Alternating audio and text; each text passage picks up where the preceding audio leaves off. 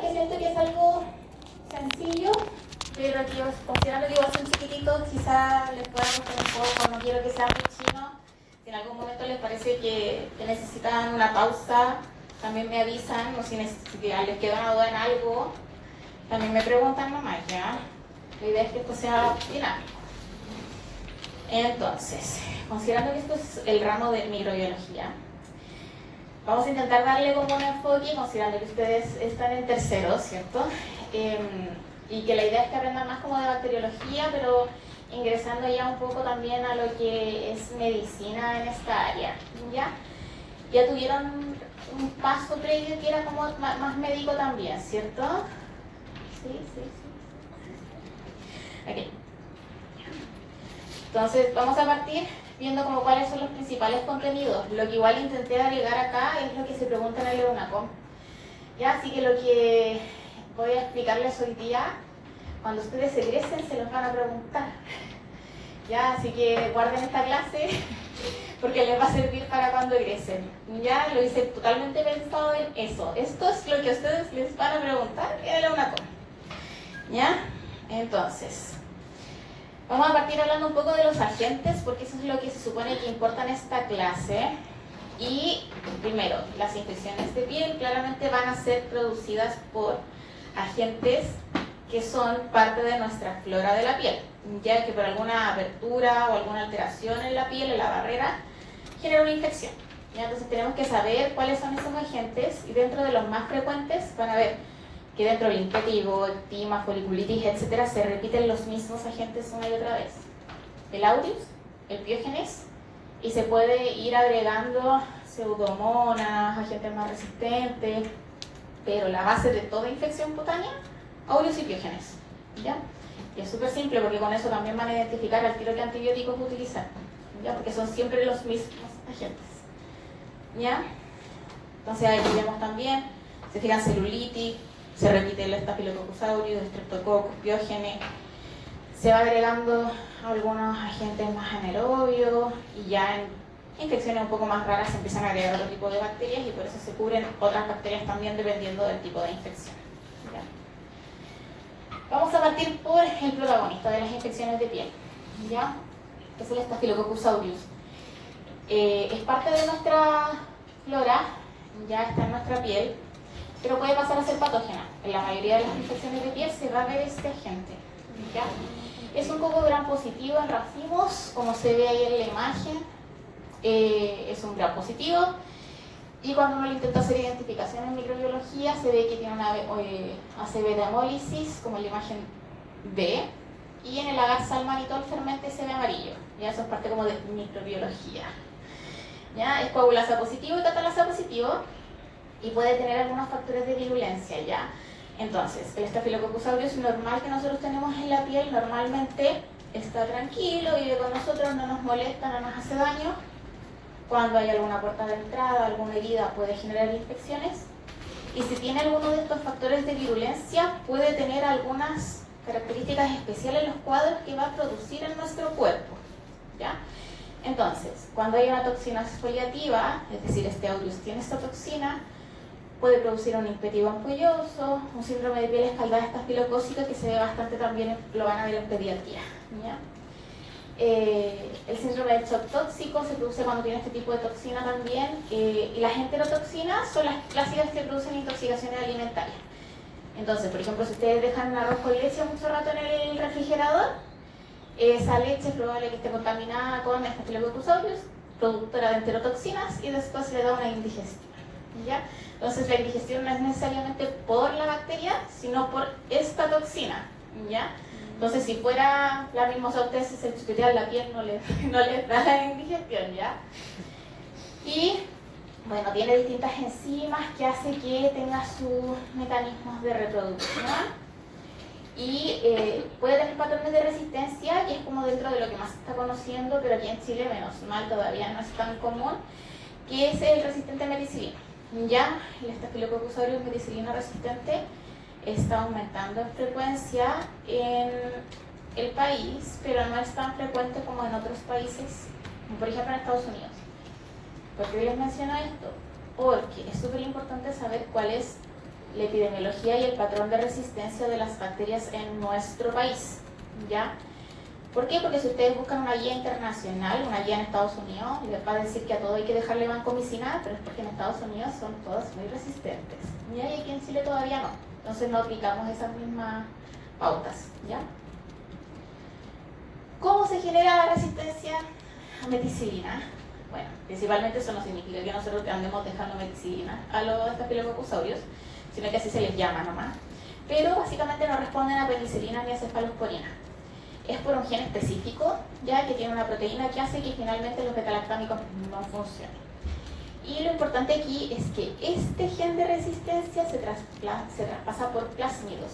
Por eso, paciente con Staphylococcus aureus meticilino resistente tiene que estar en aislamiento, porque si no vamos a ir propagando la resistencia de esa bacteria, ¿ya? Factores de riesgo, infecciones cutáneas recurrentes, porque si los tenemos, el paciente ha usado muchas veces antibióticos, va a generar un patrón de resistencia. Pacientes en contacto hospitalario, porque hay más riesgo de traspasar este plásmido, en prisiones, institucionalizados y entre otros, ¿ya? El tratamiento en estos casos se puede dejar, yo no les quise dejar la dosis nada de esto ya, pero por ejemplo, cotrimoxazol, clindamicina, doxiciclina, y si el paciente está hospitalizado, el clásico es la vancomicina, ya que lo van a escuchar muchísimo. Ya la vancomicina es el clásico de Staphylococcus aureus resistente. Y se tiene que pensar en estos pacientes con factores de riesgo, o si es que ustedes ven un paciente que no tiene un factor de riesgo pero no está respondiendo al tratamiento habitual, ¿ya? En ese caso se les hace antibiografía. Y el otro agente clásico que habíamos mencionado, que aparece mucho acá, es el piógenes, ya que también es parte de nuestra flora y puede pasar a ser patógena. Es un coco gram positivo, pero en cadenas. Hace beta-hemólisis también, tiene subfactores de virulencia como la proteína M, también exotoxinas, que hace la fiebre de escarlatina, shock tóxico, estreptocócico, que también lo van a ver en pediatría, ¿ya? Son cuadros específicos que hacen el piógenes en cierto tipo de infecciones, pero justamente no son las cutáneas, ¿ya? Son infecciones ya a nivel como de amigdalitis, faringomigdalitis, ¿ya? Tiene hialuronidasa, DNasa y streptokinasa, y en general no suele haber resistencia. Ya el piógenes suele ser muy sensible al antibiótico, es difícil que les dé dolor de cabeza. El que da dolor de cabeza es el aureus, ¿ya?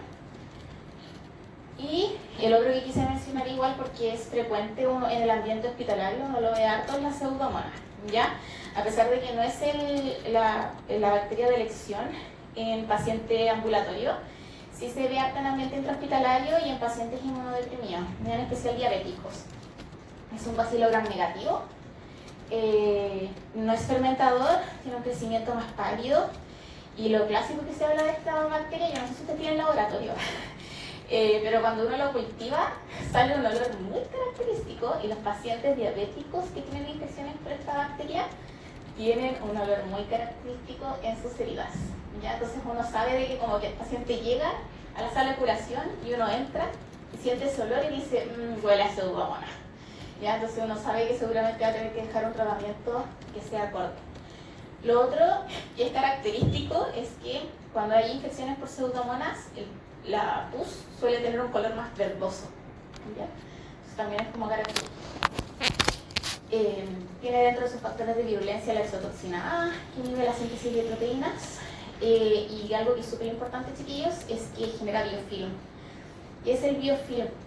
La pseudomonas básicamente como que genera una red de gelatina que hace que se adhieran las heridas y evita de que distintos agentes, incluso los mismos antibióticos de repente, como que les dificulta la tarea de actuar, ¿ya? Arma una casita, ¿ya? Y ese es el biofilm. Queda encima de las heridas, y si uno no saca el biofilm, cuesta mucho erradicar la bacteria, ¿ya? Por eso muchas veces es importante en infecciones crónicas o donde está la pseudomonas hacer curaciones donde se saque el biofilm y se raspe la capa inicial, cosa de que haya una buena cicatrización y una buena curación, ¿ya? ¿Qué más? Es súper resistente a muchos antibióticos, ¿ya? Entonces un antibiótico que puede servir para otro tipo de infecciones de piel no le va a hacer nada a la pseudomonas, ¿ya? Entonces casi siempre tienen que manejarlo como un agente externo extra, y tienen que agregar otro antibiótico si es que sospechan que está presente, ya, porque no le sirven la mayoría de los antibióticos, ¿ya?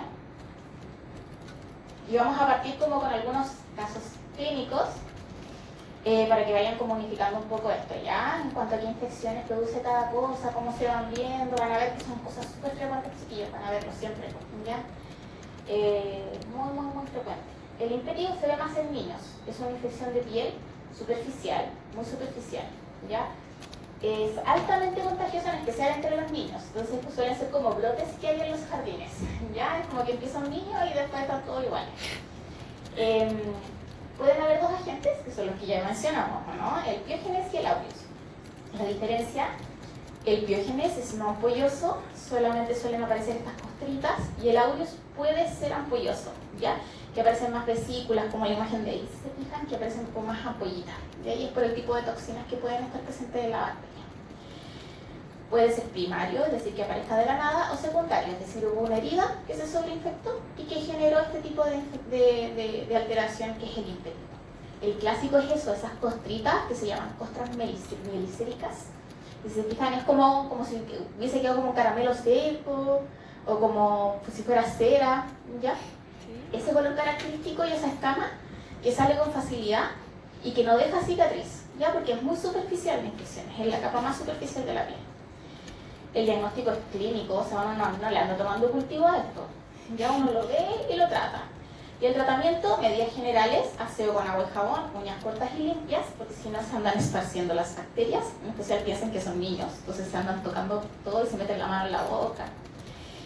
Y se puede utilizar mopirocina al 2%, que es una cremita, ya 3 veces al día por 5 o 7 días. Entonces con una cremita, aseo, deberían andar bien. No es necesario antibióticos orales ni nada de eso, ¿ya? Celulitis, este es un clásico, también lo van a ver siempre, ya en paciente hospitalizado o ambulatorio. Es frecuente, en especial en extremidades inferiores, y compromete epidermis, dermis y celular subcutáneo, entonces esta es una infección un poco más profunda, ¿ya? El diagnóstico es clínico también, no andamos por la vida cultivando celulitis, ¿ya? Y se ve eritema, enrojecimiento, aumento de volumen, va a tener fobia positiva, y hay veces en que se ve la puerta de entrada y pus como en ese pie, que pueden ver como que uno ve por dónde entró la bacteria, ¿cierto? Como que se ve exactamente dónde partió esta infección, y hay veces donde no se logra identificar mucho, ¿ya? Pero casi siempre se logra ver como de dónde partió y dónde entró la bacteria y empezó a generar la infección, ¿ya? Puede ser aureus o piógenes, ya nuevamente, como ven se repiten siempre los mismos. Y el tratamiento, curaciones, drenaje si es que se ve que hay como colección, ya siempre que hay una colección se drena, ya, así que eso lo tienen que aprender ya. Si hay una colección de algo se drena. Y hospitalizar por al menos 48 horas mínimo. Ya son pacientes que dependiendo de, eso sí, del nivel de gravedad, al menos 48 horas desde que responda bien al tratamiento, que esté haciendo efecto y que vaya mejorando, y se tienen que marcar los bordecitos con un lápiz, con un plumón, para ver que esto de verdad vaya disminuyendo en tamaño y que no vaya creciendo.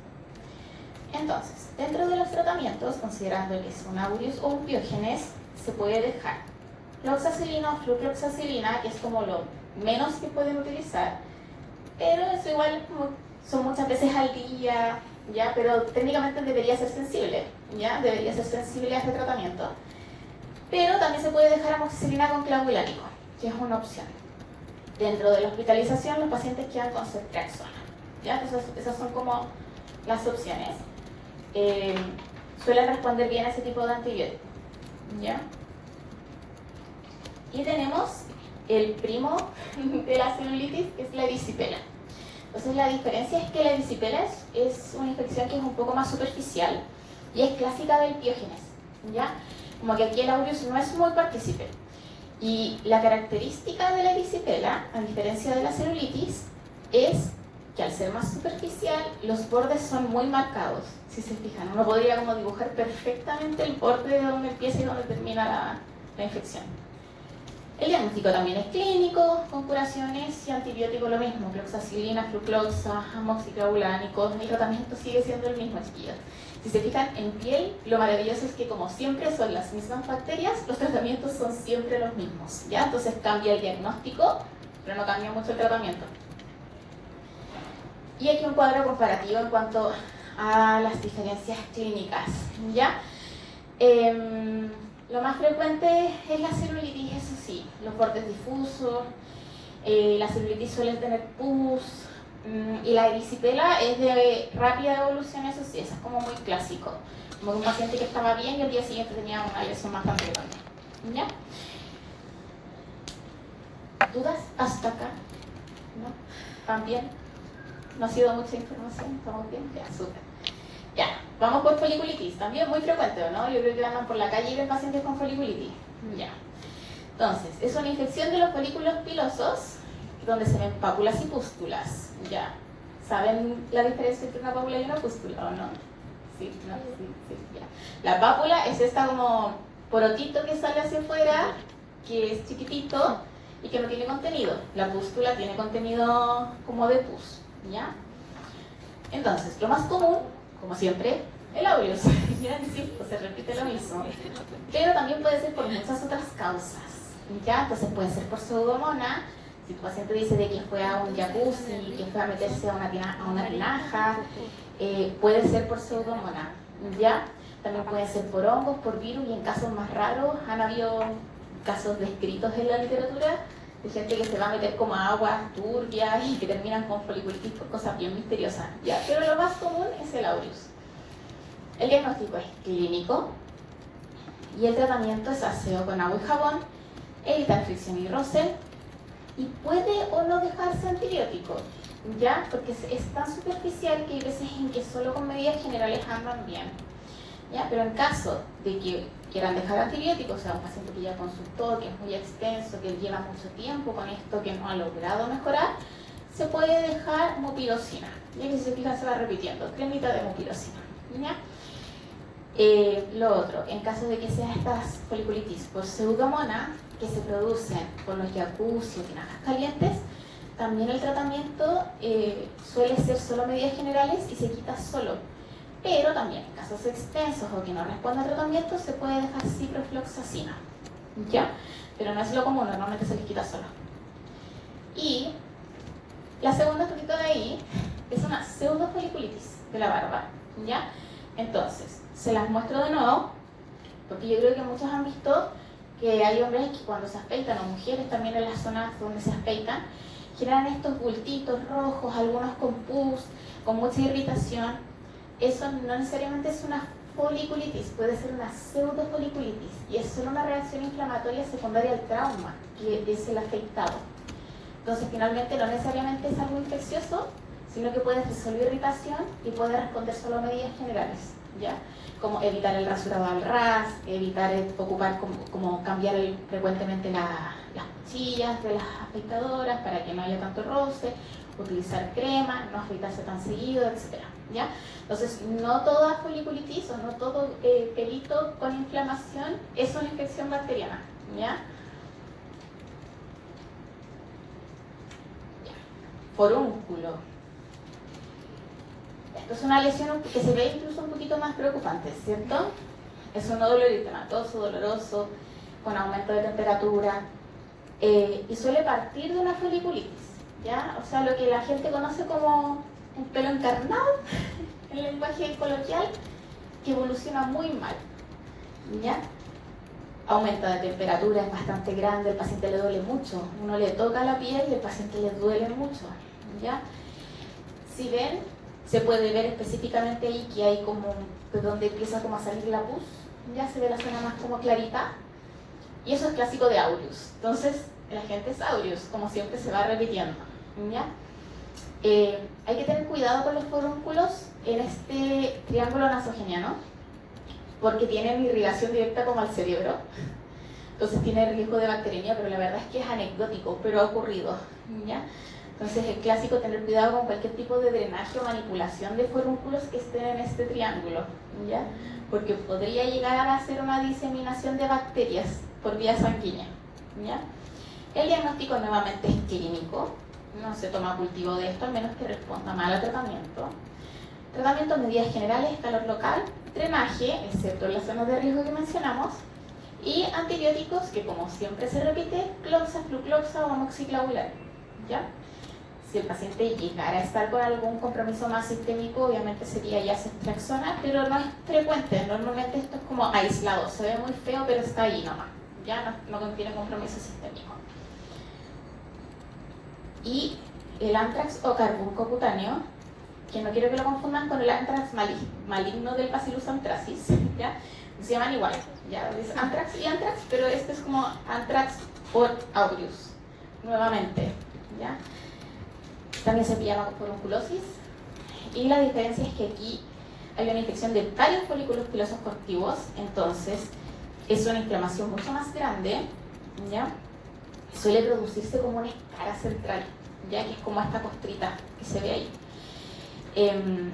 Y el tema es de que por dentro suele generarse también infección a nivel del subcutáneo, entonces suele requerir de debridamiento.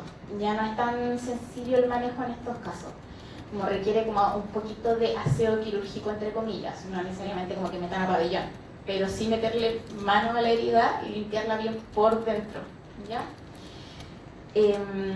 Hacer drenaje si es que tiene colección de pus. En este caso es ideal igual, en este caso sí, solicitar cultivo y antibiograma. Siempre que pidan cultivo de una lesión de piel, chiquillos, cualquier infección que ustedes vean en piel, se limpia muy bien, se hace aseo, se deja sin nada y se saca el cultivo del fondo de la lesión, porque si no les va a salir contaminada con cualquier cosa, ¿ya? Entonces los cultivos como del pus que le sacan no sirven. Ustedes limpian muy bien la herida, llegan al fondo y una vez que llegan al fondo toman el cultivo, ya, porque ahí logran sacar la bacteria que de verdad está generando la infección, ¿ya? Y eso le piden antibiograma. Si el paciente tiene compromiso sistémico o ven que es demasiado grande la lesión, lo pueden hospitalizar por lo menos 48 horas y nuevamente se repiten los mismos antibióticos, cloxa, flucloxa, amoxiclavulánico o ceftriaxona en caso de estar hospitalizado. ¿Se fijan? Como son los mismos agentes, se dejan los mismos antibióticos, lo cual lo hace bastante simple en temas de antibiótico y microbiología, ¿ya? Eso es lo bonito de la piel. Ya, y esto es lo no tan bonito, porque hasta ahora habíamos visto puras infecciones que eran por los mismos agentes y se repetía lo mismo y era el aureus y era el mismo antibiótico y todo se esperaba como lo mismo, no había mucha alteración, pero llegamos a esto. Esto es lo más grave, ¿ya? Las infecciones necrotizantes de tejidos blandos. Esto es lo que pasa cuando ya no es culpa del aureus, ¿ya? Son graves, dan alta mortalidad y suelen ser en pacientes con comorbilidades, no solamente inmunodeprimidos, como porque la gente, cuando uno es más chiquitito en medicina uno piensa como inmunosuprimido en paciente con cáncer, pero no, pacientes con diabetes, obesidad o desnutrición o pacientes adultos mayores tienen riesgo de este tipo de infecciones, ¿ya? Puede ser una celulitis necrotizante, una fascitis necrotizante, una mionecrosis o en casos más terribles la gangrena de Fournier, que no sé si saben qué es, ¿no? La gangrena de Fournier es cuando se genera una infección a nivel de la zona genital con una gangrena de verdad, o sea, hay muerte y necrosis de todo el tejido de la zona genital y los pacientes tienen una tasa de mortalidad pero altísima, o sea, los pacientes si le dan una gangrena Fournier, lo más probable es que fallezcan, ya, porque además no logra sanar nunca el tejido, no tienes cómo cerrarlo, ¿ya? Y lo mismo pasa con las fascitis necrotizantes, ya también tienen mucha tasa de mortalidad, los pacientes se mueren de esto. Y hay síntomas que tiene el paciente que te hace pensar en esto, ¿ya? Por ejemplo, dolor desproporcionado, o sea, si tú ves a un paciente, por ejemplo, con una espinilla, tú dices, no, esto es como una espinilla, un forúnculo, pero el paciente grita de dolor, está como tirado en el piso de dolor y te grita y no lo puedes ni tocar, nada de eso, como que llama la atención. ¿No será más profunda la infección y nosotros estamos viendo solo lo superficial? Después de un tiempo, si tu paciente no responde a tratamiento antibiótico, regresa rápidamente. Recuerden siempre marcar los bordes de las heridas. Y obviamente ya tardía el paciente llega en sepsis o shock séptico, ya que llega comprometido hemodinámicamente. Pero la idea es no llegar ahí porque ahí el paciente ya se muere, ¿ya? Entonces, la idea es identificarlo un poco antes. La crepitación en los tejidos es un clásico. ¿Por qué se les ocurre que pueda haber crepitación que es como que ustedes tocan la piel y cruje? Así como... ¿Qué le ocurre? Con burbujas, ¿no? ¿Bien? Que las bacterias generan aire. Súper, porque las bacterias generan aire, entonces suelen ser infecciones donde hay bacterias anaerobias, ¿ya? Entonces son productoras de oxígeno, son productoras de aire, hacen gas. Entonces, aquí ya no es el audios, ese es el problema, ¿ya? Se genera olor fétido porque hay necrosis del tejido y, por ejemplo, si uno le pide una radiografía, se puede ver el gas en medio del tejido, ¿ya? Y es por eso, porque existen ya bacterias que son productoras de oxígeno, que son fermentadoras, ¿ya? Entonces, en general acá ya tenemos infecciones que son polimicrobianas. Cuando uno busca cuáles son los agentes que producen este tipo de infecciones, varía mucho dependiendo de la zona, del lugar del país y del lugar donde se produce la infección, ¿ya? Entonces, no es como que yo les pueda decir, estas son las 5 más frecuentes. Hay un cóctel, ¿ya? Y ese es el mensaje. En los pacientes que tienen este tipo de infecciones, tienen de todo tipo de bacterias juntas al mismo tiempo, y por eso hay que dejar antibióticos de amplio espectro, ¿ya? La idea es intentar cubrir todo lo que podría estar ahí, ¿ya? Entonces, se busca cobertura de gram positivos, gram negativos y anaerobios, y eso se suele hacer dejando un medicamento que sirva para la mayoría, que es la ceftriaxona, y para todos los que son anaerobios que no lo cubren, metronidazol o clindamicina, ¿ya? Y en caso de que ya sea una infección un poco más complicada, se puede dejar meropenem, que ya sabemos que sirve para todo, ¿no? Ya, toda una imagen que es como un ejemplo. Ya, si se fijan, se ve un color más violáceo. El paciente en la primera, si se fijan, aquí como que van marcando por hora. Entonces se ve que va progresando. Empieza a generar bulas hemorrágicas. Y es probable que este paciente haya llegado ya con muchísimo dolor. Entonces, si se fijan en la primera imagen, se ve como un poco de coloración más violácea, ¿cierto? Pero no se ve como pus, no se ve sitio de entrada, no se ve inflamación, se ve solo morado. Pero rápidamente progresa esto. Básicamente esa pierna va a requerir sacarle todo ese trozo, ¿ya? Y está todo infectado. Entonces, por eso es importante mantener como una alta sospecha en estas lesiones, que el paciente va a llegar como con una alteración cutánea y mucha sintomatología, ¿ya? Y vamos a entrar a las mordeduras de animales. ¿Quiénes tienen animales? Ya, oye, ¿quiénes han sido mordidos por sus animales? Ya. Entonces, esto también es muy frecuente, ¿ya? También entra dentro de las preguntas de una co, ¿ya? Perro, gato y humano generan infecciones. ¿En qué orden? ¿Qué cree que genera más infecciones? El humano ya, sí. ¿Y el perro y el gato? ¿Cuál creen que genera más infección? El gato. El gato genera más infecciones que los perros, ¿ya? Entonces, en cuanto a gato, si te muerde un gato, se suele dejar profilaxis antibiótica, que suele ser amoxiclavulánico, ¿ya? En cuanto a perro, es debatible, ¿ya? O sea, si ustedes leen 10 papers, 7 van a decir que no y 3 van a decir que sí, ¿ya? Yo en sí en general sí les dejo, porque para mí 3 papers es suficiente. Pero en general siempre hacer aseo de las heridas, ver que se elige amoxiclavulánico, porque si se fijan puede ser aerobio o anaerobio las infecciones, y amoxiclav como que logra cubrir bien en cualquiera de estas de mordeduras, ¿ya? Amoxiclav sirve para piel, si se fijan. Y bueno, en este caso igual hay que pedir la vacunación antigrámica y antirrábica, ¿ya? Entonces aquí les decía cuál le dejo profilaxis antibiótica, controversial. Primero eran las de gato, después las de humano y después las de perro, me había confundido, ¿ya? Entonces los gatos son los que más infectan. ¿Saben cuál es el otro problema? Es que los gatos cuando muerden tienen los dientecitos muy chiquititos, muy filudos, entonces suelen como generar como mordeduras más profundas. Los perros como que muerden más superficial, igual que los humanos. Pero los gatos como que el dientecito llega hasta bien abajo. Ese es el problema. Entonces igual hay hartas otras cosas que se pueden considerar. Obviamente si hay un lactante, una mordedura en mano, también se puede considerar tratamiento profiláctico, ¿ya? Eso. ¿Todo bien hasta ahora? ¿Sí? ¿Ha sido demasiado? ¿Están bien? ¿Están conmigo? ¿Sí? ¿Siguen vivos? Ok. Entonces, infecciones en diabéticos y pie diabético. Aquí cambia igual un poco la flora, ¿ya? Entonces, sigue siendo el aureus y el Streptococcus pyogenes los más frecuentes, pero aumenta el riesgo de hongos, de pseudomonas y también anaerobios. Entonces, en pacientes con un pie diabético sobreinfectado, ustedes no van a pensar solo en aureus y en piógenes como habíamos visto en todos los otros casos, ¿ya? Paciente diabético hay que pensar que tiene otras cosas, ¿ya? Polimicrobianos y anaerobios hay que considerarlo y ya, entonces, esto es como más clínico, no quiero que se lo aprendan todavía, ya porque va a ser demasiado, pero dependiendo del nivel de úlcera que tenga el paciente, uno va a ver si es que necesita un antibiótico primero, ¿ya? Si es que no todo paciente con una herida en el pie, no todo paciente diabético con una herida en el pie tiene una infección, ¿ya? Puede no tener una infección y solo tener una herida, ¿ya?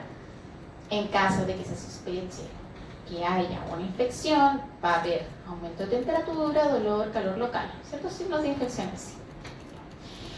Y en ese caso se van a dar tratamiento antibiótico, se puede tomar cultivos también, según lo que vimos, primero debridar muy bien, aseo si es que es necesario del fondo de la lesión se toma cultivo y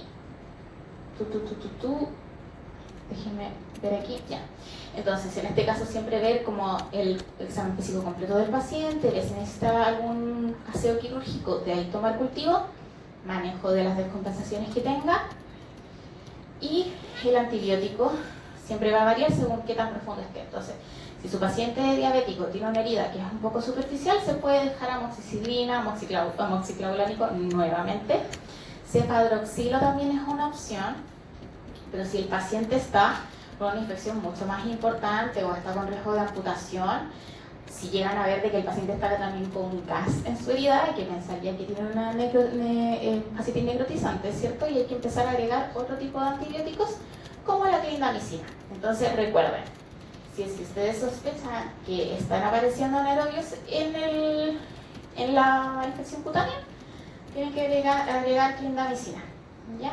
Y todo esto de cuántos días y todo, aquí ya empieza a ser algo más complejo. Entonces no se los voy a dejar como que ustedes, más que nada recuerden, amoxiclav, si es que es leve, si es que requiere hospitalización, ceftriaxona en sí para piel, y si sospechan anaerobios, clindamicina. Si se fijan, todo se resume a eso. ¿Ya? Entonces, si ven aquí infecciones leves, una fisura, eso no necesita antibiótico. Lo de la derecha tampoco necesita antibiótico. Ya, curación, una buena curación nomás.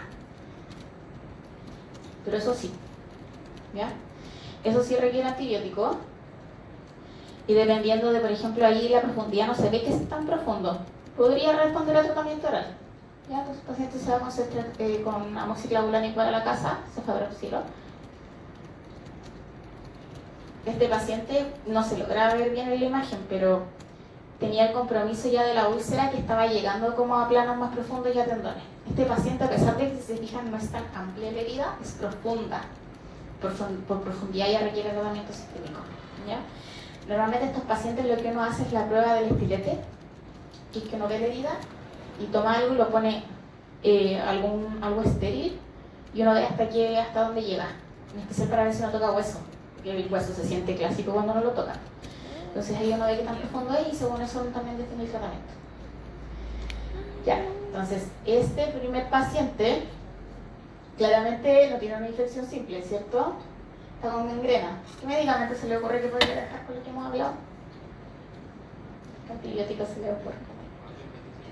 Ya, agregarle clinda, ¿cierto? Entonces ceftriaxona clindamicina, por ejemplo, sería una buena opción para este paciente, porque ahí cubrimos todo, ¿ya? Y esto es como, obviamente, un paciente con una úlcera de pie diabético bastante avanzada, con una gangrena asociada que requirió aseo quirúrgico. Entonces este es un paciente que, si se fijan, que por mucho que ustedes le dejen la ceftriaxona con clindamicina, no sacan nada con dejarle solo el antibiótico. Es un paciente que requiere de debridamiento quirúrgico. Hay demasiada bacteria como para que se cure, ¿ya? Y ya hay tejido muerto, entonces hay que sacarlo.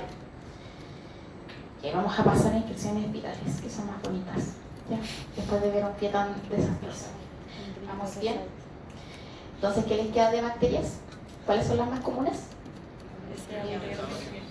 Ya, aureus y piógenes. Ya. ¿Y cuál otra puede aparecer después?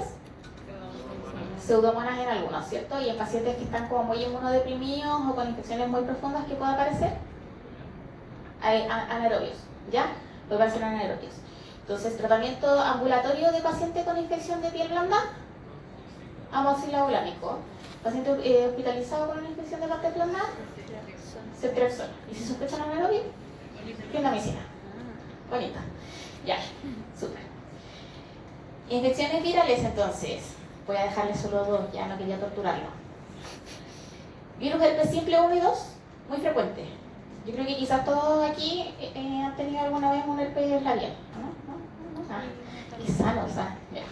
Pero, aunque no lo crean, aunque nunca hayan tenido una lesión en sí visible, puede ser que sí sean portadores, ya, porque se ha visto que el 80% de la gente es portadora asintomática, ¿ya? Entonces, la familia es herpes viridae, es un virus de tipo ADN bicatenario envuelto. Está el subtipo 1 y 2, que antiguamente cuando yo estaba en la universidad, muchos años ya, me lo enseñaban como que el 1 era labial y el 2 es genital, ¿ya? Pero el mundo ha cambiado y ahora da lo mismo, ¿ya? Entonces, ¿por qué? Porque obviamente han cambiado las conductas sexuales y eso ha hecho de que finalmente los dos virus hagan lo que quieran en cualquier lado, ¿ya? Así que puede ser uno genital y 2 labial, da lo mismo, ¿ya? Pero todavía pueden encontrar eso en alguna literatura. Se puede identificar microbiológicamente con el test de sangre, PCR, cultivo viral y serología, pero en realidad en la clínica no se hace. Ya uno nunca anda por la vida cultivando, haciendo estudios microbiológicos de un herpes, ¿ya? Pero se puede hacer. Y tiene factores de virulencia bastante interesantes, porque ustedes deben saber que una vez que te pegas un herpes, queda contigo para el resto de la vida. Y eso es porque se guardan los ganglios sensoriales. Entonces el clásico es que cuando uno se pega el herpes labial, se guarda en el ganglio del trigémino. En cambio, cuando es herpes genital, queda guardado en los ganglios sacros, ¿ya? Y en caso de cualquier estrés, ya sea físico, emocional, fiebre, trauma, por ejemplo, si se pegan en la boca, el virus va a tender a salir, ya porque se va a sentir amenazado y va a aprovechar de salir a contagiar. Entonces aquí está, ¿por qué es una infección crónica? Y es por eso, porque cuando llega, se contagia, llega hasta el ganglio, queda guardado ahí en el ganglio y si se fijan, queda aquí o aquí. Ahí queda. Y después cuando se revuelve a activar, vuelve a generar las lesiones. Entonces, la incubación es de 2 a 14 días y la mayoría de las primoinfecciones son asintomáticas, así que quizás se las contagia de no lo saben. Y una vez que hay algún estrés, se va a reactivar y va a dar las lesiones, ¿ya? Y no en todas las personas, ¿ya? Entonces, el oral tiene una incubación un poco más larga, de 10 a 12 días, genital, hablando de los tradicionales de 1 y 2 ya, incubación de 3 a 8 días, las escatillantes, lo que habíamos hablado, traumas, infecciones, radiación UV, eso también, hay gente que va a la playa no se echa protector solar, échense protector solar. El estrés o hormonal es inmunosupresión, ya, y tienen distintos tratamientos en cuanto a la dosis, según si es primoinfección, recurrencia o si es que es un paciente con muchos cuadros. He tenido pacientes que me van a ver es como que llevan 2 meses con herpes labial y el non-stop, ya como que le sale uno acá, después otro acá, después otro acá, después otro acá, entonces hay que dejarle como tratamiento crónico, ya. Cambia un poco la dosis, pero son siempre los mismos medicamentos, ¿ya? Y el zóster, que es como el otro clásico. Esto es una reactivación del virus de la varicela zóster. Entonces, lo que la gente conoce como la peste triste, que es la varicela, ¿cierto? A los niños les da cuando son pequeños, que hoy en día ya no les va a dar porque ahora se vacunan. Pero de todas formas las vacunas, ojo, porque la vacuna de la varicela es un virus vivo atenuado. Entonces igual puede generar en algunas personas una reactivación después. Pero bueno, perdón, me desvío. Ya, entonces el herpes zóster es una reactivación de este virus, ¿ya? Que al igual que el otro virus queda guardado en los ganglios. Entonces, con baja de defensa, con edad avanzada, porque después de los 65 años el sistema inmune entra en senescencia, ¿ya? Entonces ya no es el mismo de antes. A los adultos mayores les suele pasar esto. Se reactiva en la línea de un dermatoma, ¿ya? Entonces ese es el clásico. Genera un dolor que es neuropático, ¿ya? Es decir, sienten calor, ardor, corriente, hiperalgesia, y pueden generarse después, posteriormente, unas vesículas en racimo, ¿ya? Que siguen esta misma distribución. Suele ser de un solo lado, y la única urgencia es como cuando traspasa la línea media, es decir, que está siendo generalizado, o si compromete el ojo, ¿ya? Porque puede generar ceguera, y bueno, si es que compromete todo si compromete ambos lados, decimos que hay un compromiso sistémico, puede producir incluso daño cerebral, ¿ya? Encefalitis. La mayoría de las veces, eso sí, suele ser solo cutáneo, para el beneficio de todos. Y el tratamiento también cambia la dosis, es 5 veces al día y por 7 días. Para el control del dolor se deja antiinflamatorios, pero también neuromoduladores como la pregabalina. Y lo que sí suele dejar es que, como inflama mucho el nervio, si es que este paciente no recibe tratamiento de forma pronta, es decir, dentro de los primeros 3 días, puede quedar con un dolor crónico, ya que es la neuralgia herpética, que puede durar desde meses hasta para siempre, ¿ya? Y eso hay que explicarle a los pacientes de repente cuando se demoran mucho en consulta, porque a veces llegan ya como con 2 semanas de evolución, y hay que decirles que hay que ver cómo evoluciona el dolor, ya, porque si llegan tarde cuesta que respondan al tratamiento. Y hay un bonus step, que es como el final, ¿ya? Parásitos. Ya, no les voy a hablar de piojo. ¿Alguien sabe qué parásito vive con nosotros? En nuestra piel todos los días y está caminando encima de ustedes en este momento. Los ácaros. ¿Cómo se llama? Ya, pues si ustedes tienen TikTok, ahora aparece en todos lados en internet.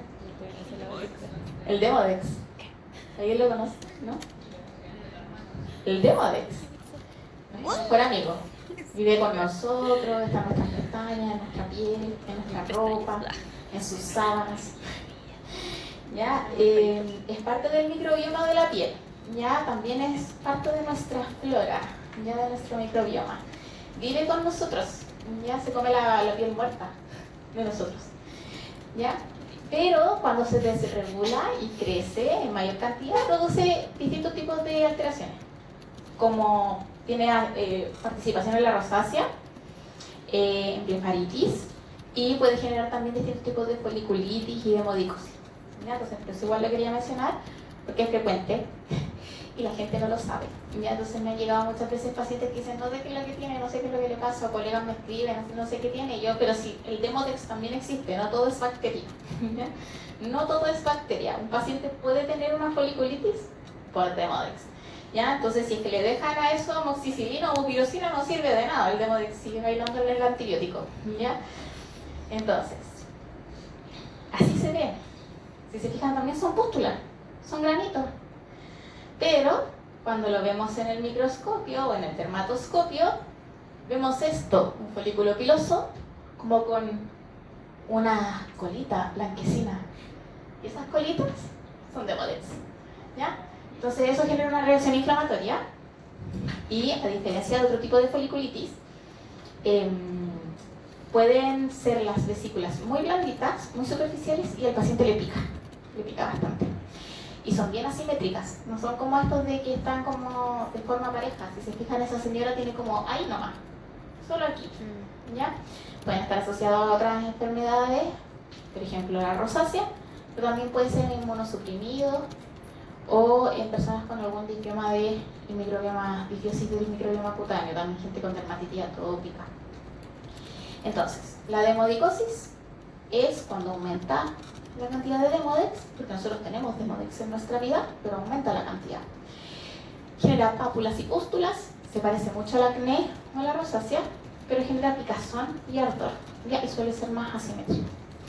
La blefaritis es cuando a las personas les pasa este mismo crecimiento, sobrecrecimiento del Demodex, pero a nivel de las pestañas. Es algo que le pasa mucho a la gente que se pone harta pestaña postiza y no se las limpia bien, ¿ya? Como que se quedan como con el borde inflamado, eso es por sobrecrecimiento de Demodex. También les pica, les molesta, les genera como caspa. El diagnóstico en este caso es clínico y para confirmarlo se hace por biopsia con un raspado, que es un poco doloroso. No se hace siempre, pero lo hacen en dermatología, los servicios de dermatología lo hacen.